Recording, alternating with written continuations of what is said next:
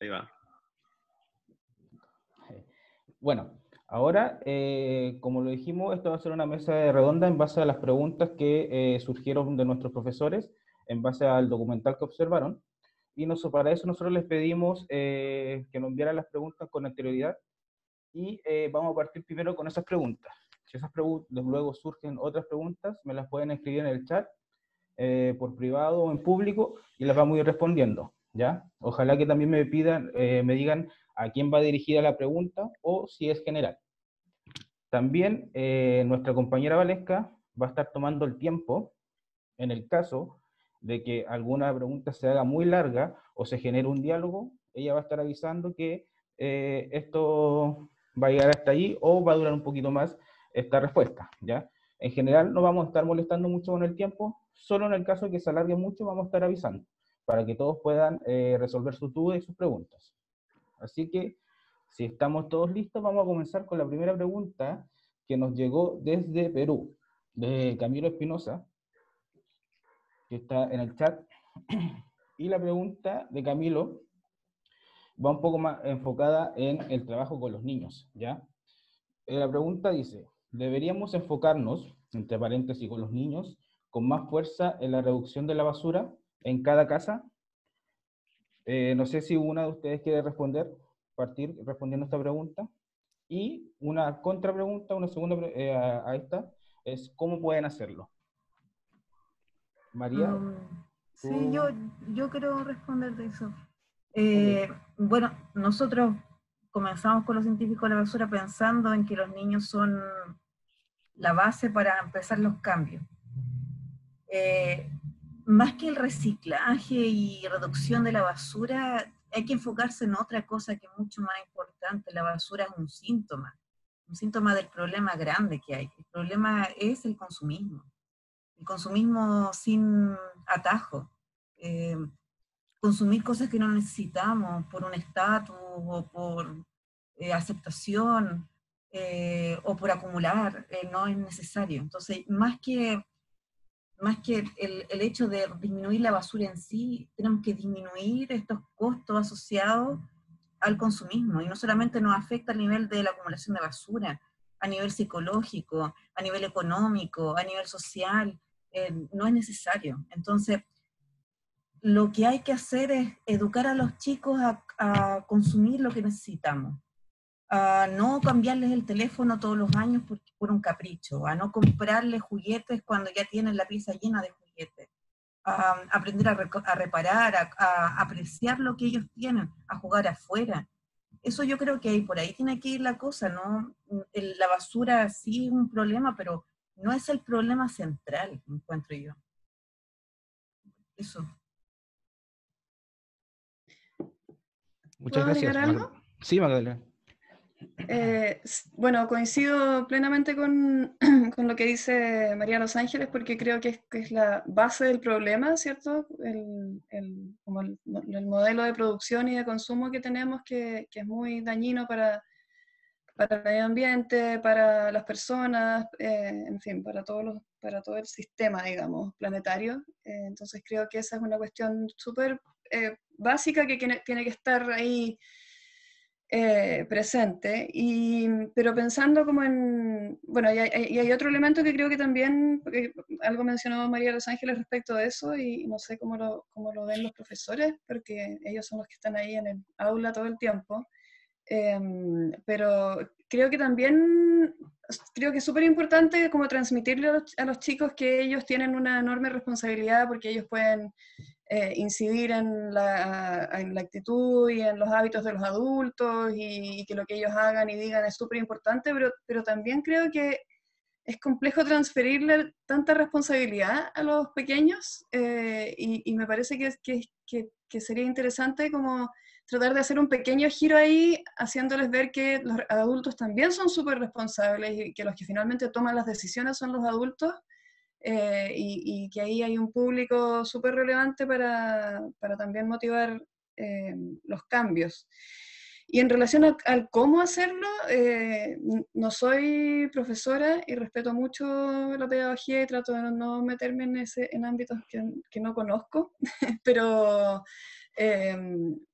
Pensando más o menos en las actividades de educación ambiental que he conocido y que he visto a lo largo del tiempo, creo que un desafío súper bonito de la educación ambiental es precisamente que de alguna forma permite que la ejerzamos desde un montón de ámbitos distintos del conocimiento. Y ahí, bueno, los profes tienen un montón de imaginación y herramientas para llevar a cabo eso, pero me parece que un desafío interesante es como tomar la educación ambiental, recoger los elementos o sea, los elementos que queremos relevar, en este caso puntual el tema del uso de los plásticos y como inventar maneras de enseñar respecto del uso de los plásticos desde esas distintas disciplinas. Entonces, creo que puede haber maneras muy indirectas de hacerlo, no solamente decirle a los estudiantes que tienen que tratar de modificar ciertas formas de consumo directo, digamos, de los plásticos, sino que también estas vías indirectas. Y ahí creo que hay, por ejemplo, un elemento súper interesante, es lo que tiene que ver con la soberanía alimentaria y, qué sé yo, cómo la implementación o instalación de una huerta en tu casa o de una huerta en el colegio permite generar alimentos saludables que al mismo tiempo son alimentos que no necesitan los empaques que sí están en los supermercados y que nos sentimos obligados a consumir todo el tiempo cuando en realidad existen estas otras vías alternativas. Y así como está eso, hay otras montones de cosas, no sé, aprender a hacer jabones, porque si uno aprende a hacer jabones con aceites reutilizados, entonces estás evitando que el aceite se desperdicie y al mismo tiempo todos los empaques asociados con los jabones también los estás ahorrando. Y el hacer jabones me imagino que podría estar inserto en un ramo, en una materia específica que los chicos estén estudiando, que no necesariamente va a ser el taller de educación ambiental medio separado de todo lo demás. Entonces creo que, o sea, desde ahí, y como digo, desde lo que yo he visto, porque yo no he ejercido personalmente la educación ambiental con mucha fuerza, digamos, pero por las experiencias que conozco, creo que hay o sea, infinidad de vías para enseñar y transmitir esos conceptos. Muchas gracias, Magdalena. Antes de darle la palabra a nuestra experta Patti Valesca, ella va a dar un sonido cuando consideremos que el tiempo se está extendiendo de conversación, que es el siguiente. ¿Se escuchó o no? Sí, más o menos. Podría subir un Sí, poquito lo voy a subir el audio. volumen, ya, pero Ya. para la prueba. Pero ese era el sonido. Entonces, cuando consideremos que el diálogo se está extendiendo, ella va a hacer ese sonido. Entonces, Patricia, ¿quieres dar una opinión? No, creo que tanto Magdalena como María han explicado bastante bien lo que yo pienso también. A lo mejor si tengo que añadir algo con respecto a lo que ha dicho Magdalena, es que no solamente deberíamos de poner la responsabilidad sobre los hombros de los niños chicos, que es lo que nosotros consideramos niños y jóvenes. Yo me considero una persona joven, mis padres se siguen considerando jóvenes, entonces, no sé, desde mi punto de vista creo que tiene que ser, este es un problema muy complejo y muchos rangos de edad tienen que participar a la vez y para solucionar el problema y no solamente los niños chicos, porque cuando dejan de ser niños chicos, cuando dejan de ser pequeños, pero todo lo demás comparto exactamente lo que dicen María y Magdalena. Muchas gracias. Stephanie, quería darnos una pequeña acotación. Si puedes activar tu audio.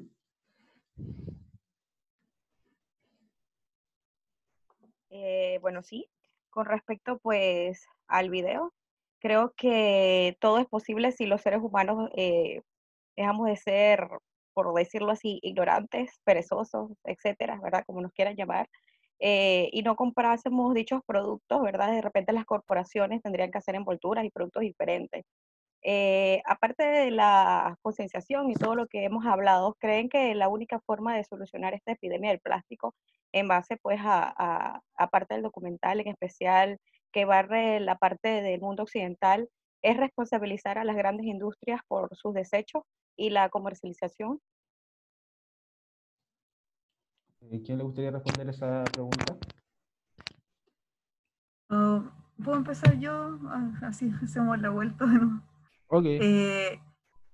Pucha, yo creo que todo es compartido. Como decía la Patti, no podemos responsabilizar a un solo ente. Si bien las empresas son las que generan los productos, y nosotros muchas veces no tenemos elección, porque no tenemos otras alternativas a la vista, o no tenemos el dinero para comprar las cosas que sean ultramente orgánicas y libre de pesticidas y todo eso, porque son caras. Entonces, sí tiene una responsabilidad de la empresa, porque países como Chile, como Brasil, que tienen estas leyes, que son las leyes REP, que son de leyes de responsabilidad extendida del productor, en las cuales están estipuladas por ley que las empresas tienen que cambiar sus diseños de empaque a envases retornables o con ecodiseño y todo. La implementación de estas leyes ha sido bastante lenta, y acá en Chile tenemos un sistema de mercado bastante depredador que ha impedido que esto se ponga en efecto. A pesar de que está la ley, la de reglamentación y los plazos, vamos a tenerlos recién en el 2035, fue lo que salió ayer, lo cual es totalmente fuera de los plazos que se habían impuesto hace mucho tiempo. Pero por otro lado, son los consumidores los que consumen este producto, y ellos también por ley, y no solamente por ley, sino por sentido común, tienen que dar disposición final de estos productos en los lugares establecidos. Sabemos que no en todos los lugares, en todos los pueblos, en todas las ciudades hay puntos limpios, pero siempre hay alternativas para reducir tus desechos, que puede ser reutilizándolo, o compostándolo, o transformándolos para no generar tanto residuo, o simplemente tirarlo en el basurero correspondiente para que vaya al vertedero o al relleno sanitario correspondiente. Y eso no ocurre.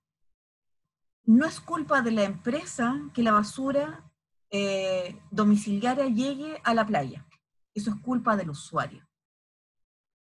Así que eso de responsabilidad a la empresa, de que la empresa Coca-Cola tiene lleno de cosas, no. Es responsabilidad de la empresa, que no tiene un mejor formato para producir su producto y que haya una generación de residuos. Es culpa del usuario preferir envases que son de un solo uso frente a envases que son retornables, reusables. Eso es culpa del usuario. Y nosotros somos ciudadanos, somos animales que vivimos en comunidad. Y a nosotros este sistema de mercado que tenemos actualmente nos lleva al individualismo. Y no somos estúpidos, somos egoístas. Porque no vamos a ensuciar la puerta de nuestra casa, vamos a ensuciar la del vecino. La playa, que después no la vamos a ver. Entonces, son responsabilidades compartidas, tanto del usuario como de la empresa. Las empresas por ley deberían estar obligadas a cambiar su empaque, a hacer ecodiseño, a darnos las alternativas para que nosotros podamos comprarlas. Y por otro lado, nosotros los ciudadanos también estamos obligados. Si no lo entendemos, por las buenas hay leyes. Y las leyes están vigentes ahora en Chile. En Brasil creo, y si la Magdalena, que sabe más de la contingencia de las leyes REP en Sudamérica, me puede corregir, pero estas leyes nos obligan a nosotros. Nosotros como productores en Chile estamos obligados, desde que compremos el producto, estamos obligados a darle disposición final. Y esa disposición final acá en Chile es llevarlo a un punto limpio o llevarlo al destino final. Es de nosotros la responsabilidad. Si nosotros no lo hacemos, podemos ser multados, y deberíamos serlo. Entonces, no es solamente uno el demonio.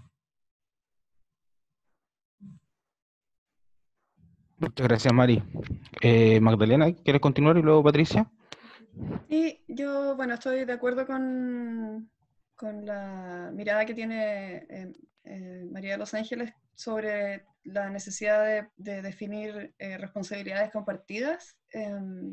Creo que la industria tiene una tremenda responsabilidad en el sentido de que, bueno, ellos también son parte de un sistema, ¿cierto? Entonces, las decisiones que tomen no pueden tomarlas en función de sus propias ganancias y beneficios económicos, sino que tienen que ser pensando, como definiendo también qué es lo bueno y lo positivo para el conjunto de la sociedad. Entonces, lo que uno esperaría sería que eso estuviera como en el corazón de cualquier empresa, industria, etcétera, ¿cierto? Que fuera como un servidor de alguna manera. Pero eso en la práctica no ocurre. Entonces, lo que creemos desde Gaia es que tiene que haber regulaciones mucho más fuertes respecto de lo que hace o no hace la industria, y eso como también es difícil que ocurra, entonces por eso se han desarrollado estas auditorías de marca, que en realidad lo que hacen es tratar de exponer cuáles son los productos que están generando esta contaminación, bueno, tanto en los cursos de agua, en los mares, en las áreas públicas, en los parques, etc.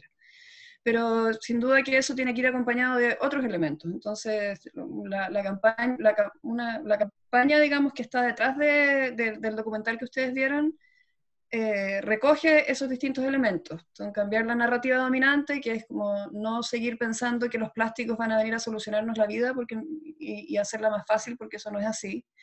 Cambiar el comportamiento corporativo, que es lo que tiene que ver con la industria, que es lo que estamos hablando. Construir ciudades bajo los principios de basura cero, o sea, ciudades donde la reducción, la reutilización, el reciclaje, etcétera, son las políticas que dominan, y el compostaje.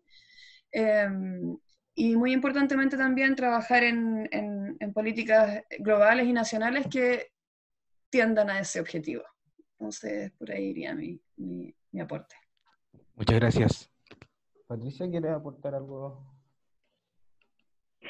Pero sí, a mí me gustaría comentar que antes hemos mencionado algunas palabras que a mí muchas veces me chirrían un poquito, que es como culpa, las personas somos flojas, o los consumidores somos flojos.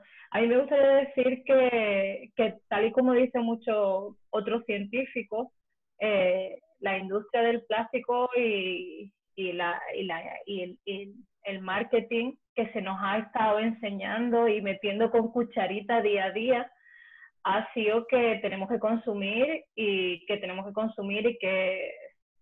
los productos de un solo uso son buenos para nosotros y son más baratos, y entonces a lo mejor no es que somos tan flojos, a lo mejor es que nos han hecho ser flojos por el tipo de mercado que ellos han querido construir. Entonces está dentro, está ya como integrado en nuestra forma de pensar y de consumir, porque es lo normal. Otra cosa que me gustaría decir, que estoy completamente de acuerdo con lo que ha dicho Magdalena, y yo difiero un poquito en lo que ha dicho María de los Ángeles respecto a que los consumidores somos culpables de que algunos productos lleguen a la playa. Lo que yo he podido comprobar con los estudios que he hecho es que muchísimos de los vertederos están a pie de playa. Entonces, tú puedes tener gestión de residuos, tú puedes recoger, las ciudades pueden recoger sus residuos, las personas pueden meter las cositas, los diferentes productos en diferentes tipos de basura, pero si los basureros y los vertederos están al aire libre y están justo a pie de playa, como pasa en todo el suroeste africano, da igual lo que se recoja. Si se lleva del tirón a la playa, llega mal tiempo y lo lleva toda la playa.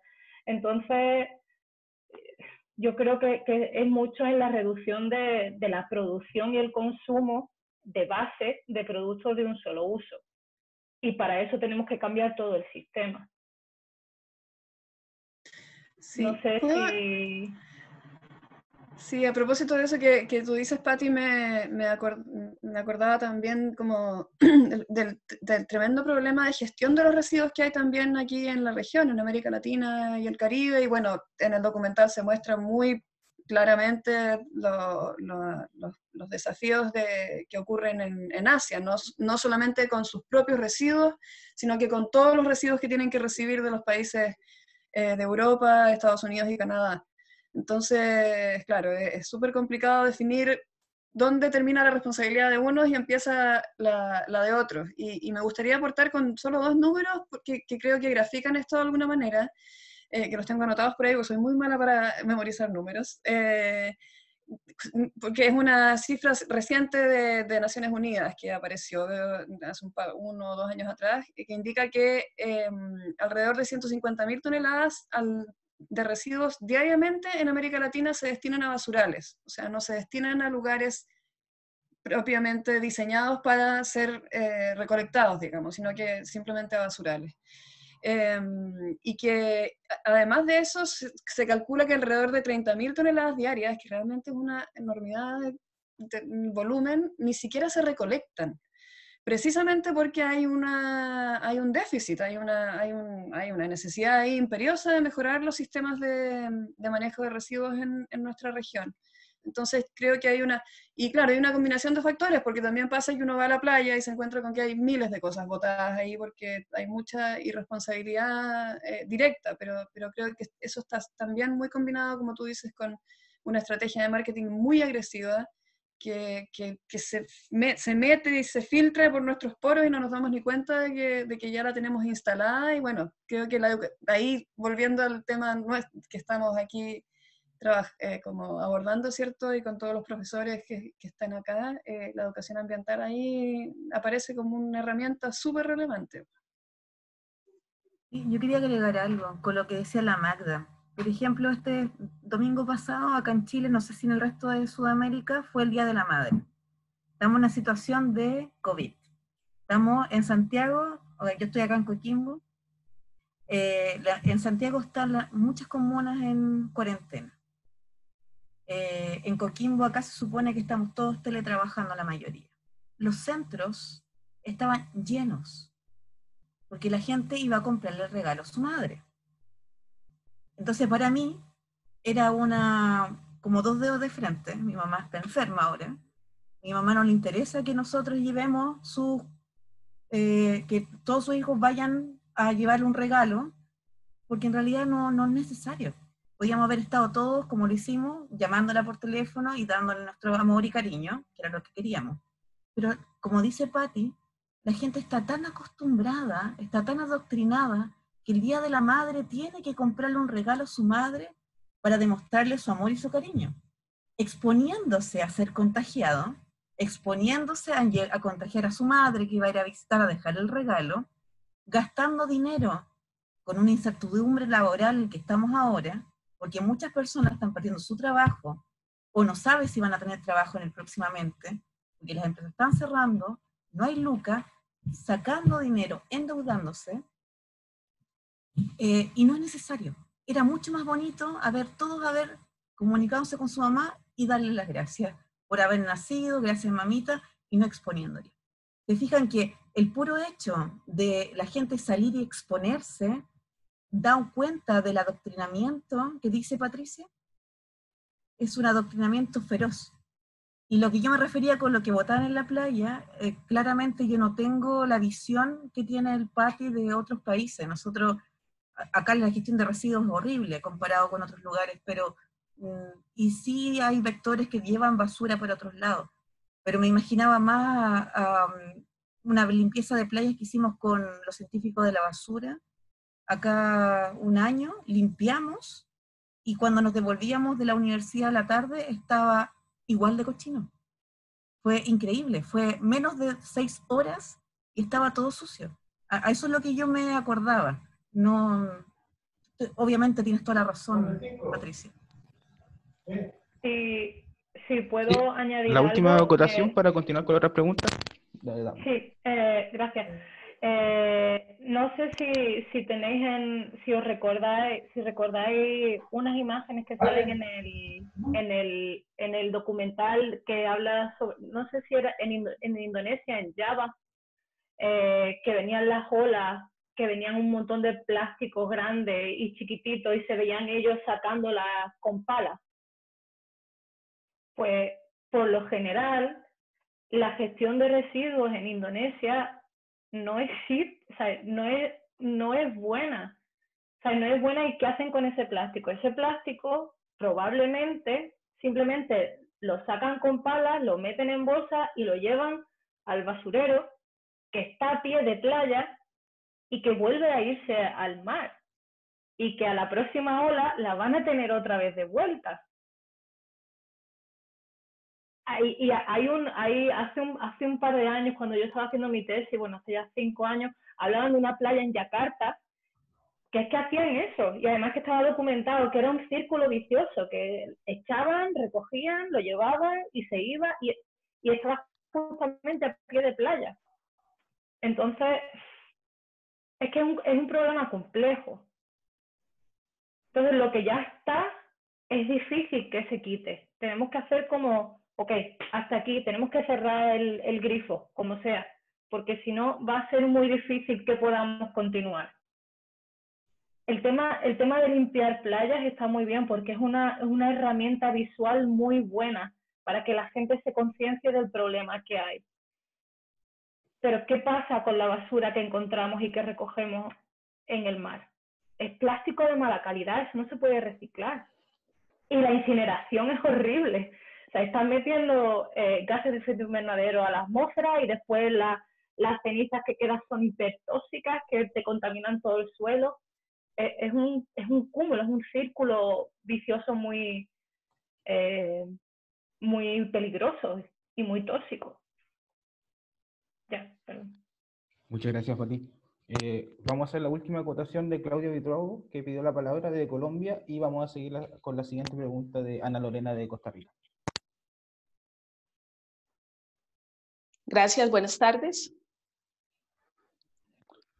Viendo ayer el video, pues veía el ejemplo de la India.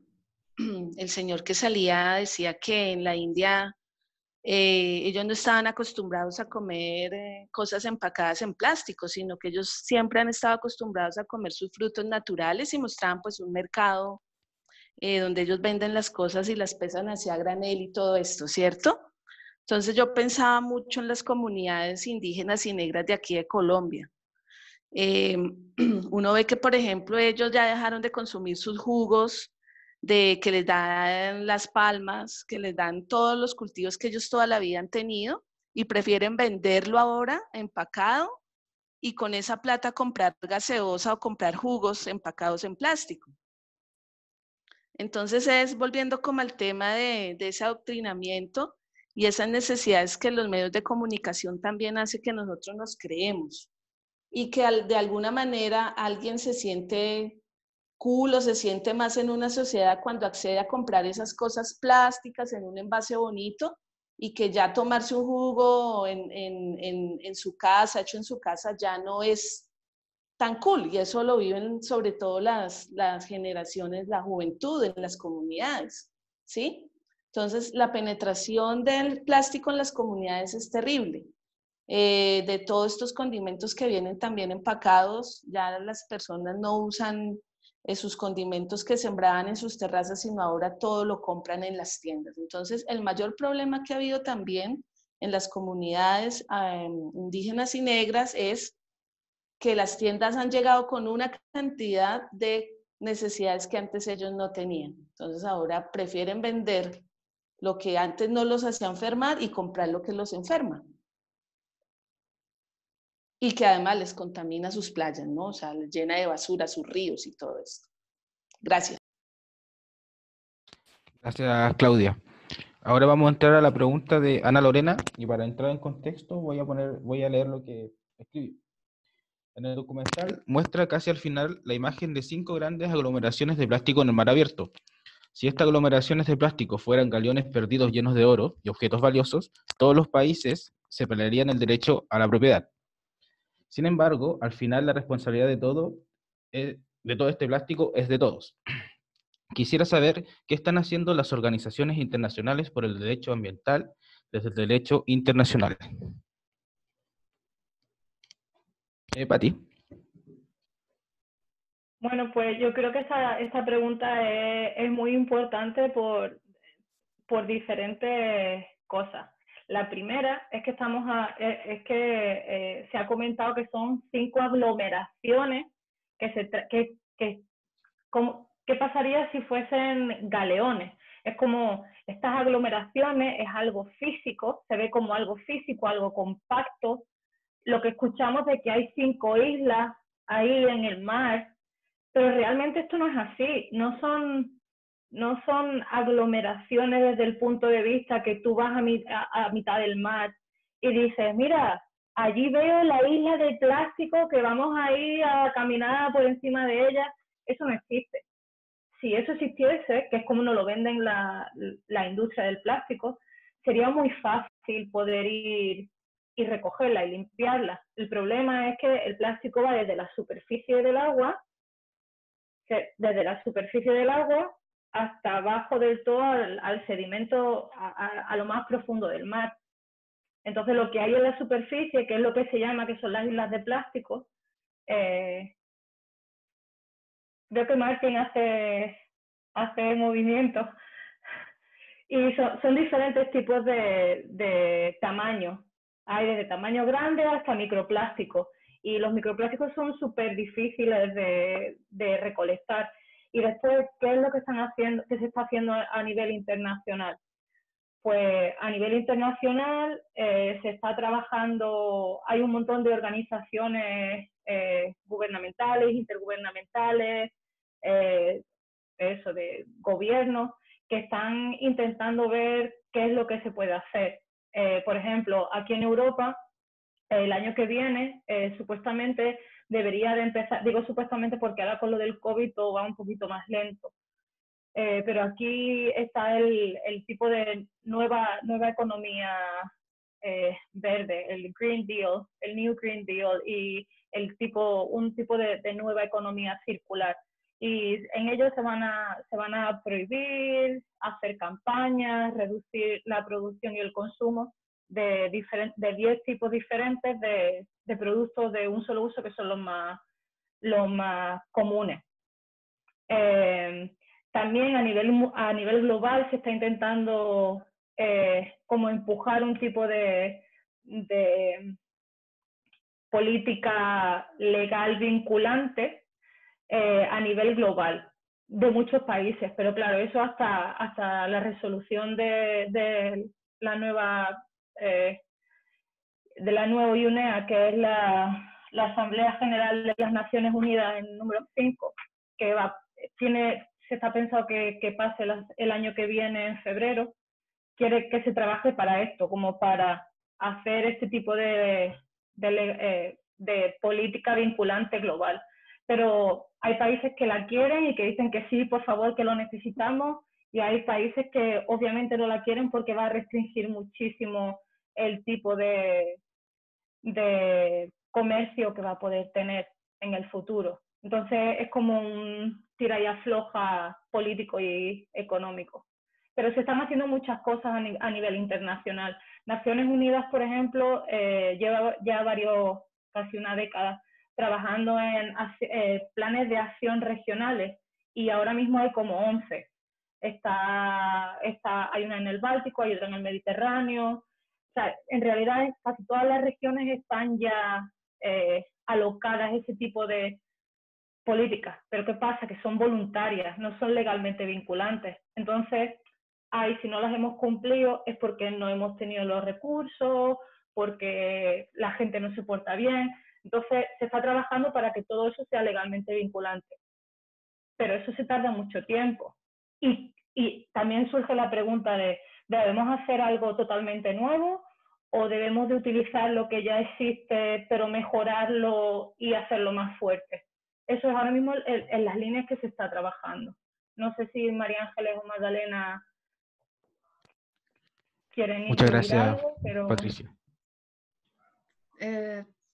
Sí, bueno, creo que, o sea, respondiendo a la pregunta en forma más general, creo que sí hay un rol súper importante del derecho internacional en cuanto al medio ambiente, digamos. Y ahí, como tú dices, hay muchas iniciativas, y yo creo que uno de los desafíos que tenemos, nosotros desde Gaia hemos estado trabajando bastante en uno de los convenios que está muy relacionado precisamente con el tráfico, digamos, de los plásticos en el mundo, y que se ha puesto muy de relieve justamente porque, bueno, todo el movimiento de los plásticos a nivel planetario es muy grande y muy preocupante.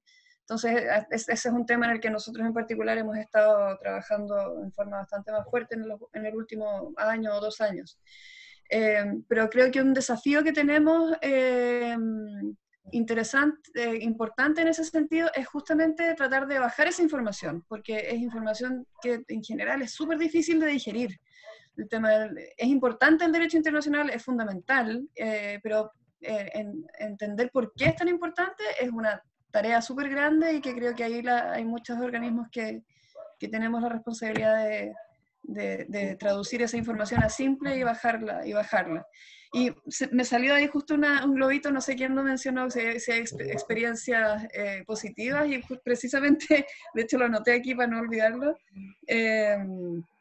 Creo que tenemos que tratar porque hay mucha información que realmente agobia, ¿no?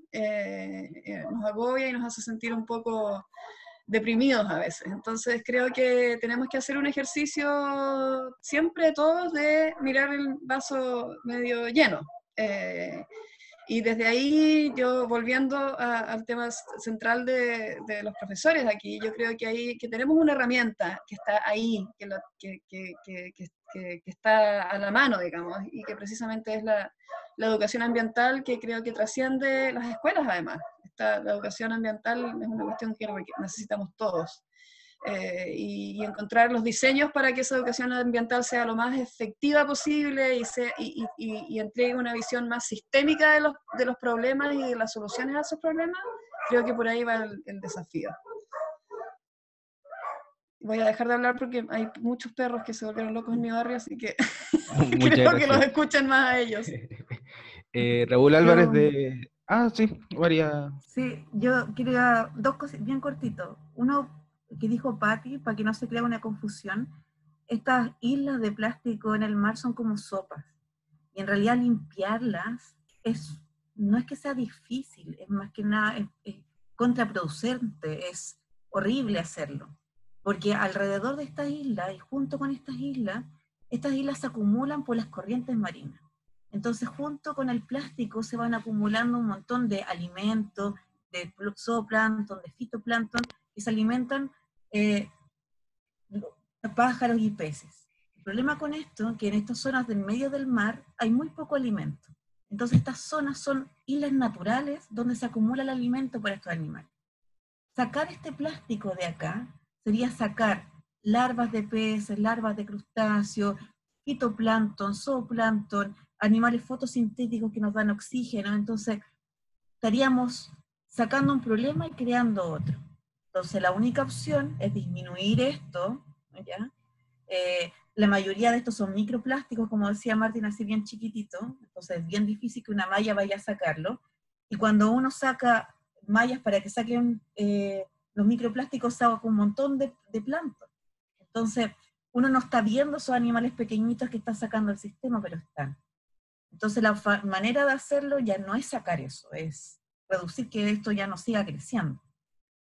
Yo no sé mucho de derecho, o sea, de políticas internacionales, sé de políticas nacionales, y a mí lo que me preocupa con cómo está yéndose ahora la discusión es que están impulsando que los bioplásticos y el reciclaje como soluciones.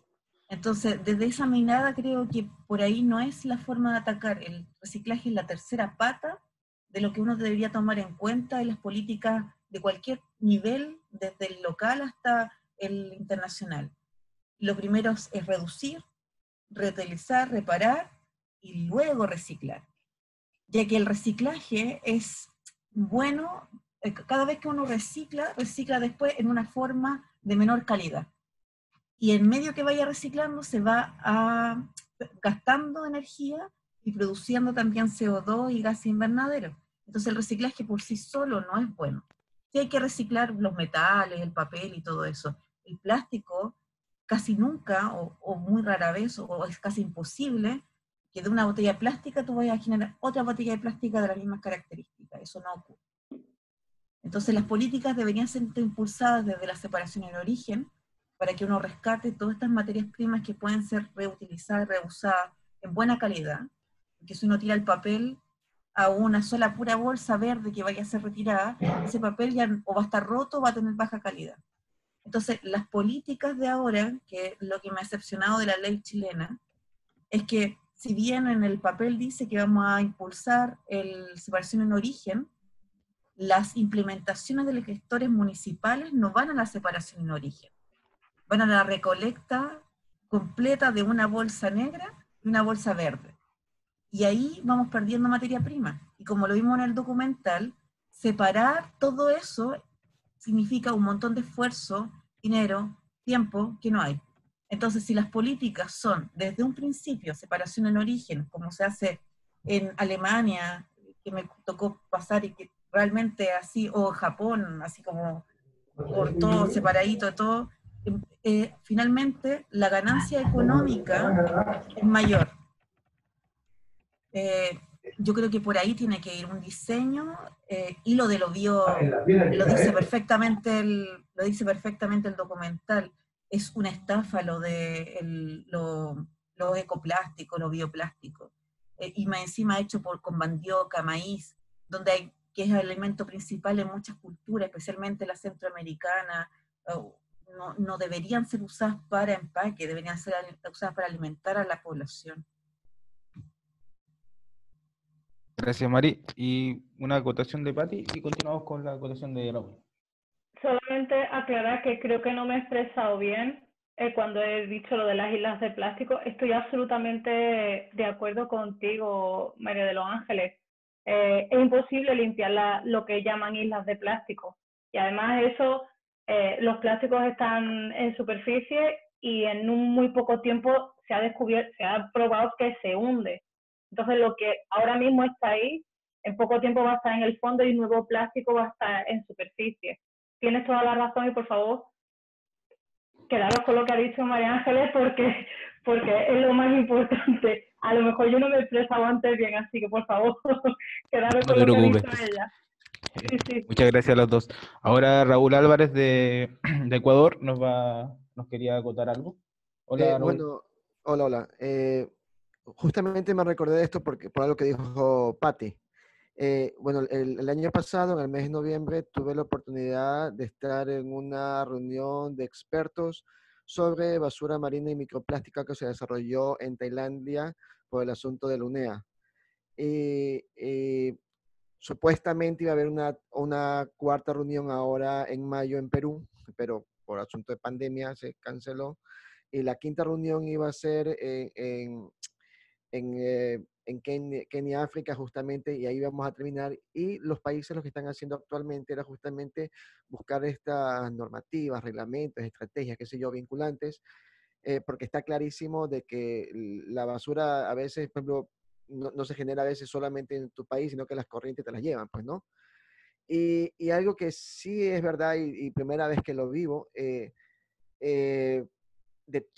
que todos los países estaban unidos menos uno, Estados Unidos en este caso, y básicamente se hizo un frente entre Noruega, Alemania, España, Unión Europea y países sudamericanos para contrarrestar un poco la desidia o las trabas que estaba poniendo Estados Unidos en esta reunión, ¿no?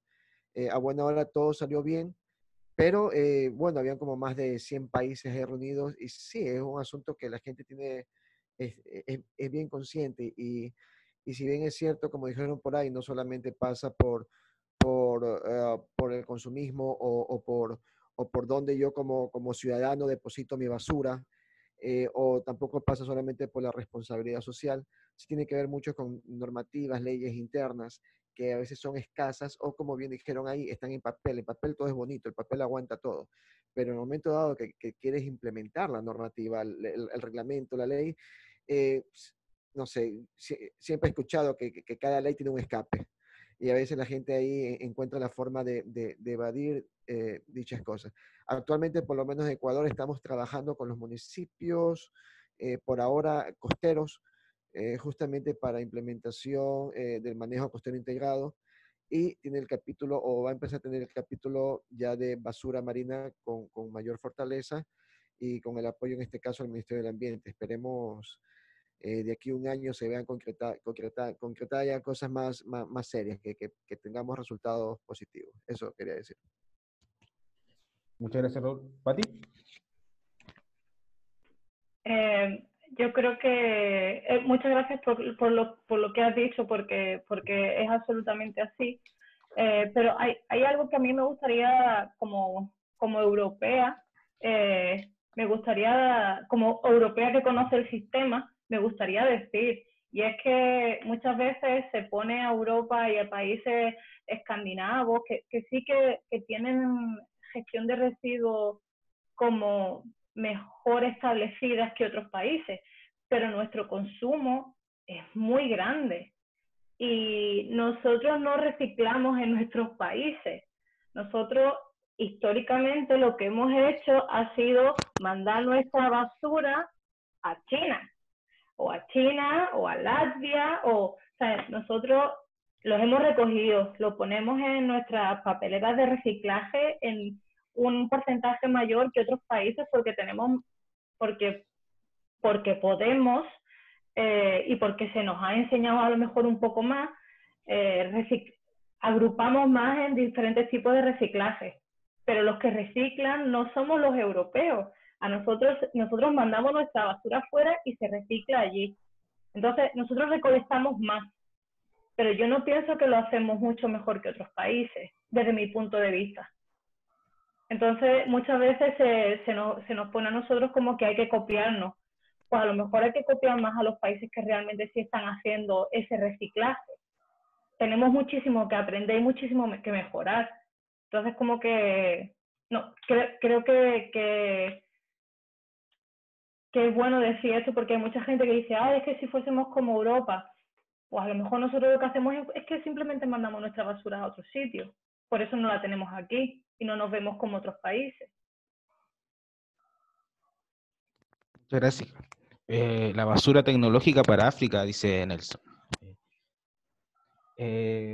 Bueno, ahora vamos a pasar al tercer tema, que es la pregunta general, y con esto ya vamos a ir cerrando esta mesa redonda, yo creo que a las 18:20, 18:25, y esta pregunta la va a hacer mi compañero Nelson, que esta pregunta surgió ayer, que es sobre la economía circular.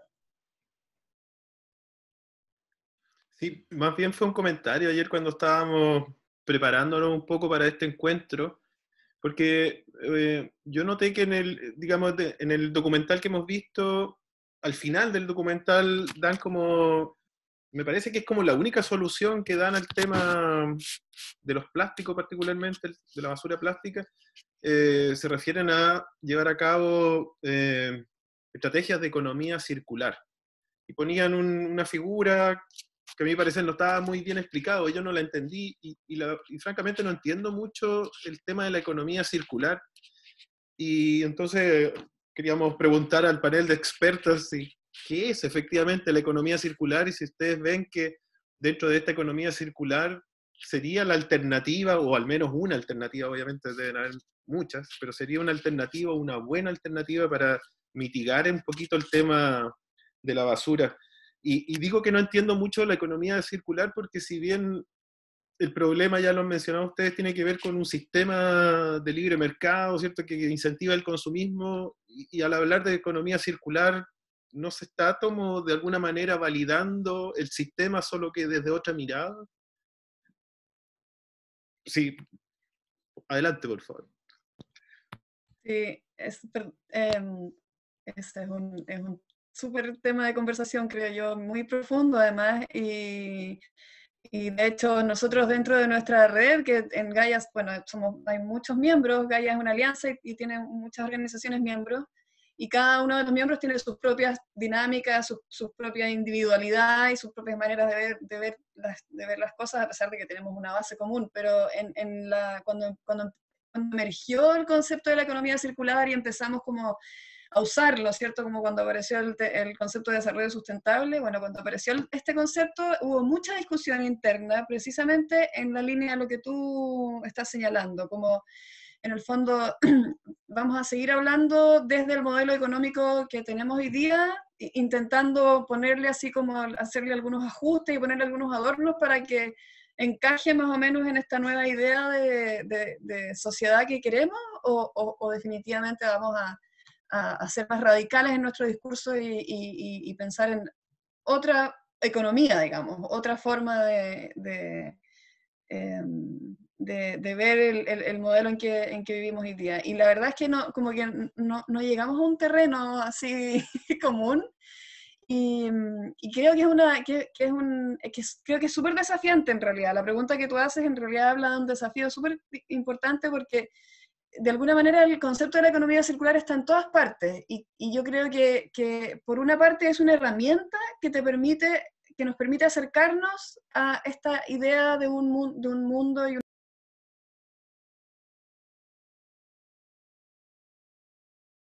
Se nos fue la experta. Se les fue la Magdalena.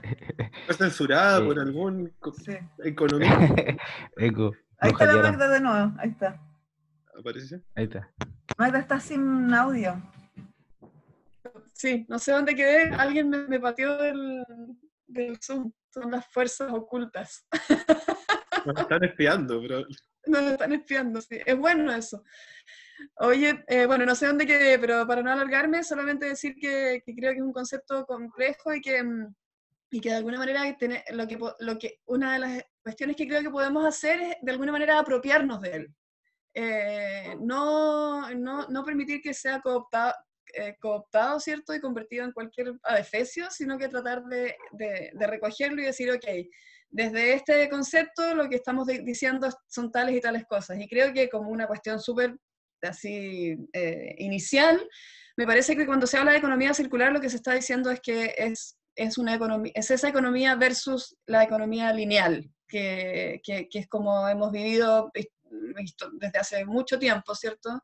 Y es esta economía donde extraemos las materias primas, les inyectamos energía, fabricamos productos, les volvemos a inyectar energía, ¿cierto? Los distribuimos por todo el mundo para que la gente los consume y los utilice mucho más allá de lo necesario, y después se convierten en basura que es enterrada o incinerada o depositada en cualquier parte.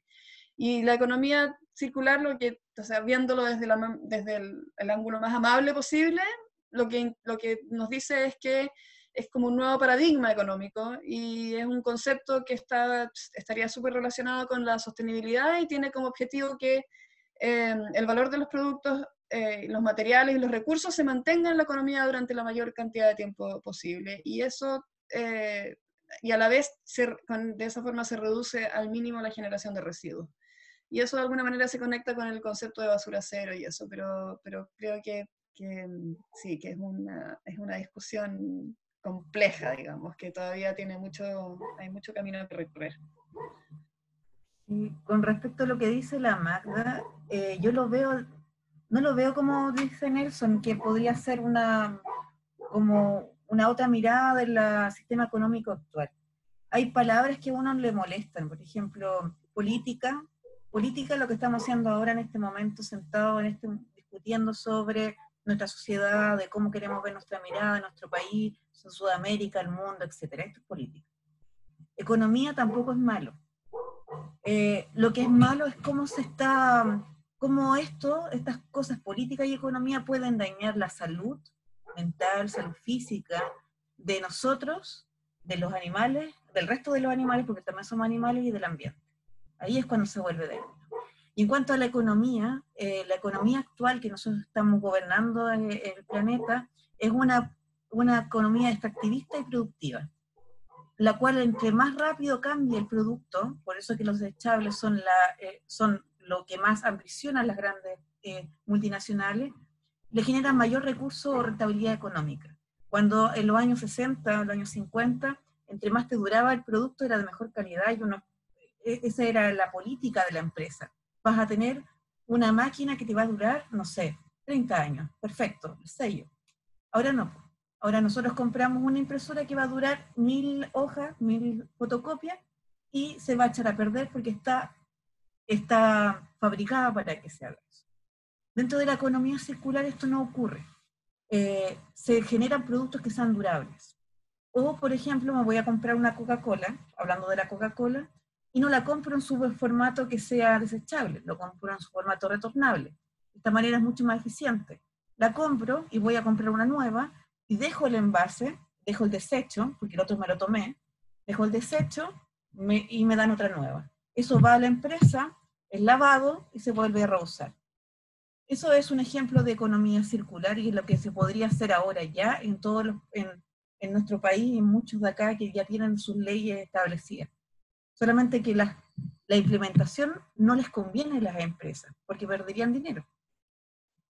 Pero por otra manera, si lo vemos de otra mirada, como ellos están obligados en muchos países a recuperar una fracción de su residuo, esta manera sería la más eficiente y podrían tomar la economía circular para su beneficio, porque reducirían los costos de recolección de los envases y les llegarían inmediatamente, ya que el camión va a dejar las botellas, se lleva las botellas de vuelta como lo hace con las botellas pequeñas de vidrio. Y podrían usar la economía circular. Lo cual tampoco es como ponernos la bandera del hippie sumamente acérrimo de decir que tenemos que ir totalmente contra la corriente, porque no podemos cambiar este sistema que está ahora, pero sí lo podemos ir mejorando y podemos ir cambiándolo a largo plazo, pero a corto plazo tenemos que hacer cosas. Y ahí podemos acoger cosas de la economía circular. La economía circular también incluye el consumo local. Entre más viaje una manzana, nosotros podemos medir el costo de una manzana por galones de petróleo.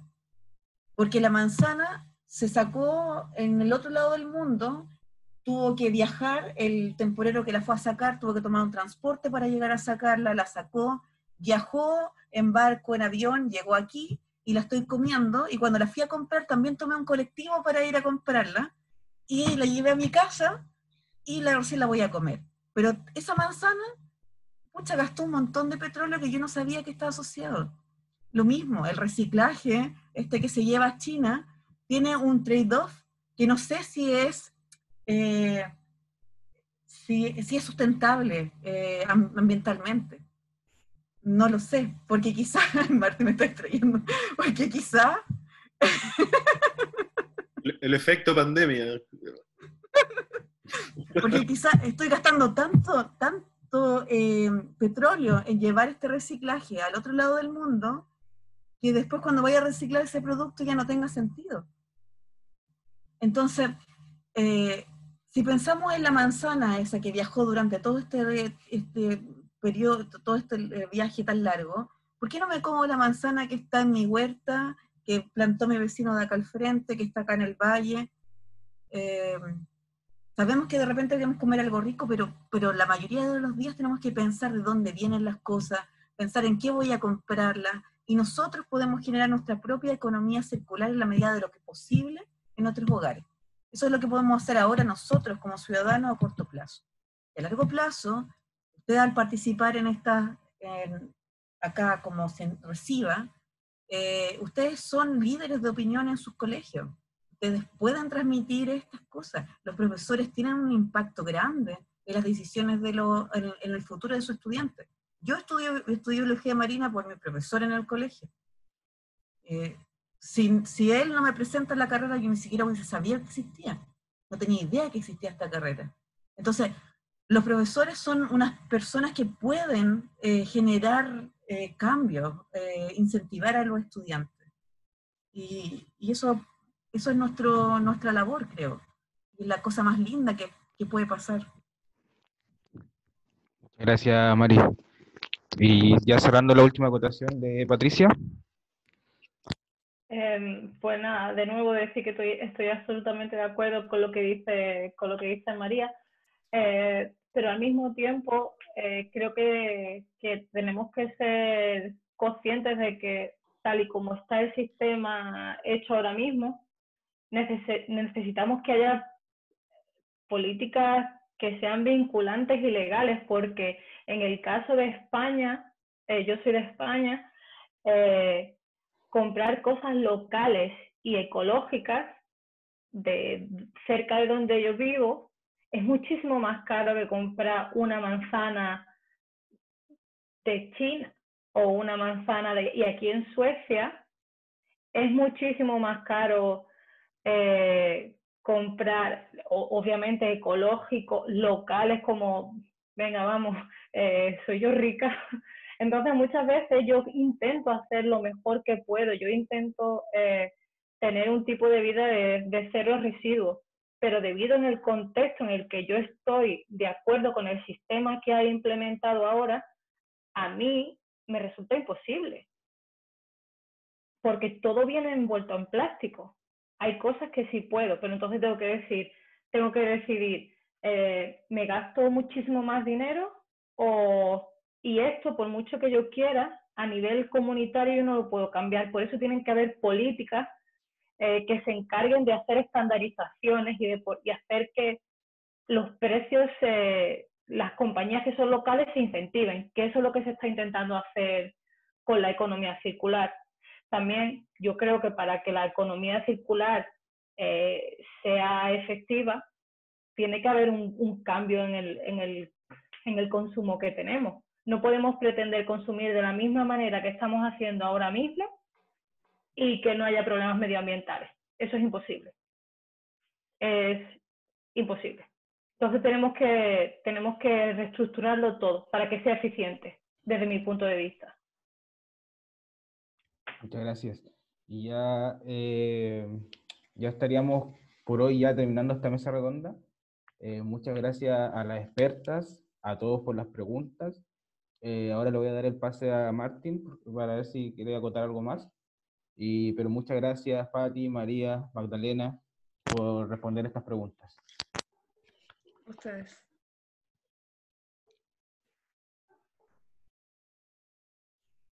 A las palabras de Justin, muchas gracias, especialmente a nuestras invitadas que vinieron de muchas partes y que hicieron aportes muy importantes a esa discusión. Yo veo que hay muchos mensajes importantes, que cada uno puede jugar un rol, que podemos hacer cosas pequeñas y cosas grandes, ¿cierto? Que cada uno puede hacer sus cosas pequeñas y todos en conjunto podemos hacer cosas más grandes. Y en realidad, mientras que estuvimos hablando, no sé quién lo dije, yo dije, vamos a inventar un juego. Y dije, ¿qué es la cosa más antigua que tengo aquí en mi alrededor? ¿Cuántos años tendrá? Y encontré algo ya. Lo que tienen a mano. Y lo más antiguo va a ganar. Así lo que tienen ahí y lo que están utilizando y lo que más años tienen. Muéstralo. Aquí tengo algo. Con eso voy a ganar. En mi caso, yo no tengo nada. El pantalón que tengo puesto tiene 8 años. Pero no lo 8 voy a mostrar años. porque es complicado. Ay, eres una jovencita. Nelson, ¿qué tiene ahí? ¿Qué es esto? ¿Qué es eso? Una olla, un Es sartén. un plato de fierro que se pone en las parrillas. Se calienta y se pone el juguito. Era de mis papás.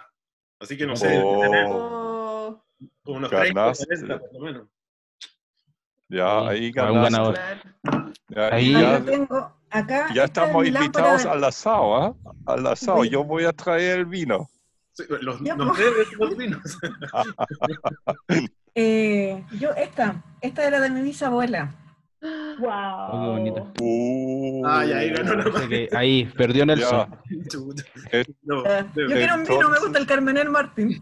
Ya, Ahí Pati y Daniela muestran algo. Pati. Yo en los últimos 8 años me he mudado como 25 veces de casa, entonces, y de países, entonces viajo con poco peso.